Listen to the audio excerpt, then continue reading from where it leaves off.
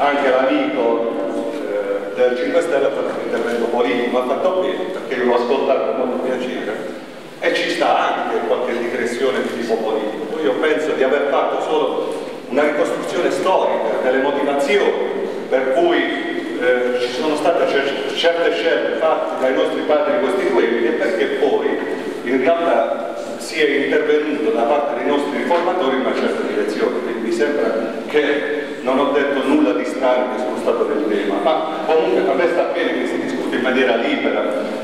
Poi alla fine l'obiettivo finale è quello di far capire e anche di capire noi, insomma, ma attraverso questo confronto che deve essere necessariamente libero, necessariamente libero.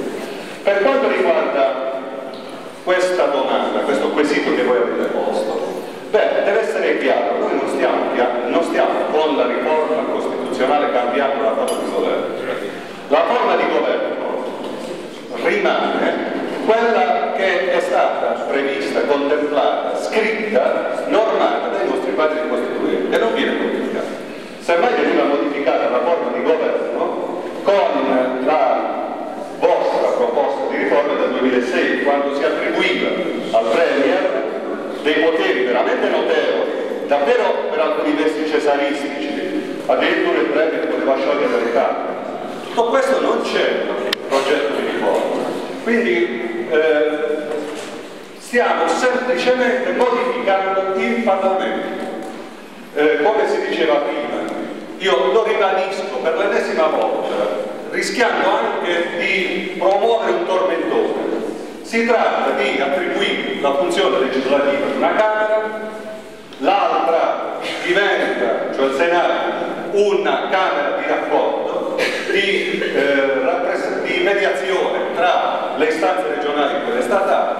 L'80% delle funzioni legislative vengono attribuite ad una sola Camera, la Camera dei Deputati. Non avrebbe senso, e non ha senso oggi, creare quella navetta estenuante, perché una legge deve andare prima alla Camera, poi al Senato, poi modificata torna alla Camera, poi al Senato di nuovo, basta un piccolo emendamento e torna di nuovo alla Camera. È qui che perdiamo tantissimo tempo, obiettivamente perdiamo tantissimo tempo. Ci sono 1000 parlamentari che decidono sulla stessa cosa, 1000. Con questa riforma semplicemente una delle due Camere interviene sull'80% delle materie, l'altra interviene nell'altro 20%. Una delle due Camere da 315 passa a 100. Questa è, diciamo, il core business, tra virgolette, della riforma.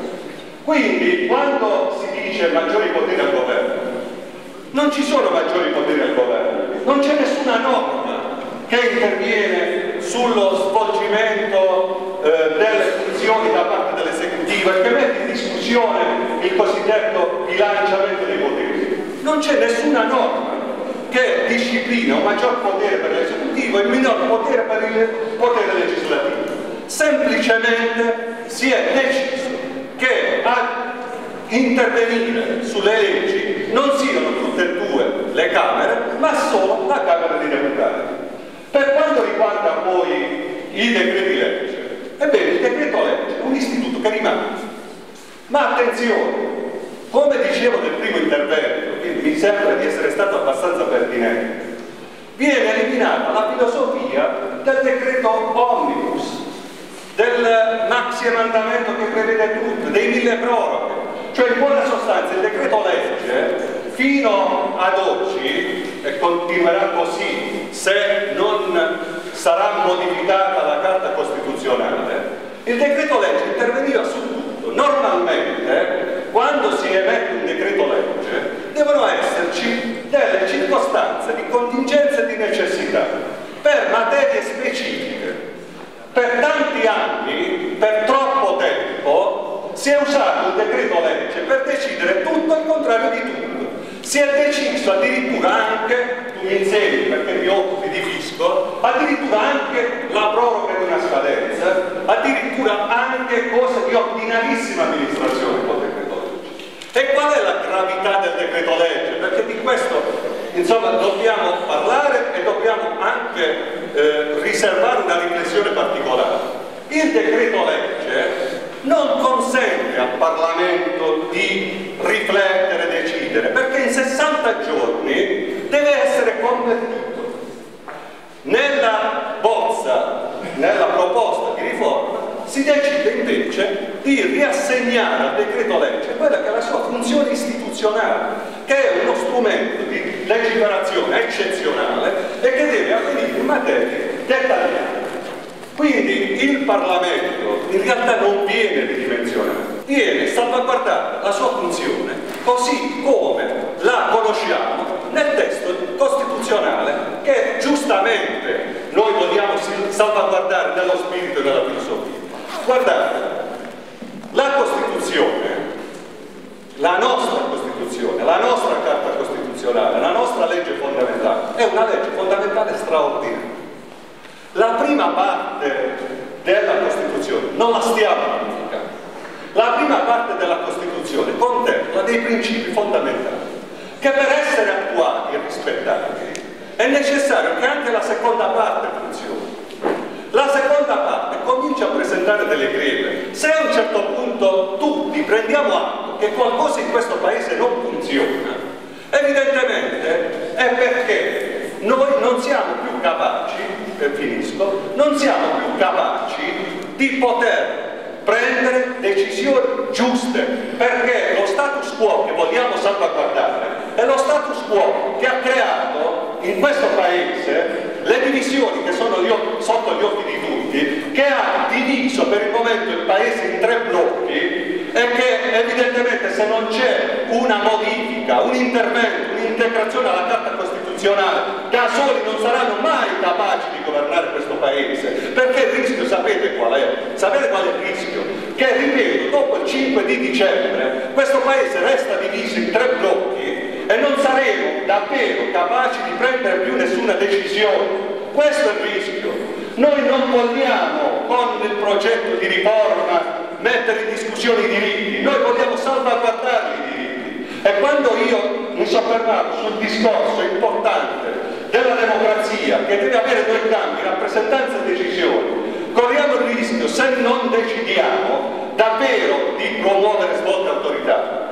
Non dobbiamo assolutamente guardare, amico del 5 Stelle, il referendum come un referendum pro Renzi o anti-Renzi. Chiunque l'abbia portato su questo versante, a partire da Renzi, perché evidentemente se dobbiamo esprimere un giudizio nei confronti di Renzi, probabilmente sottoscritto sarebbe da quella parte. Allora, è un tema fondamentale, questo è un tema importantissimo, anche perché è proprio uno dei temi fondamentali sui quali si centra il giudizio se questa è una riforma corretta o una riforma sbagliata.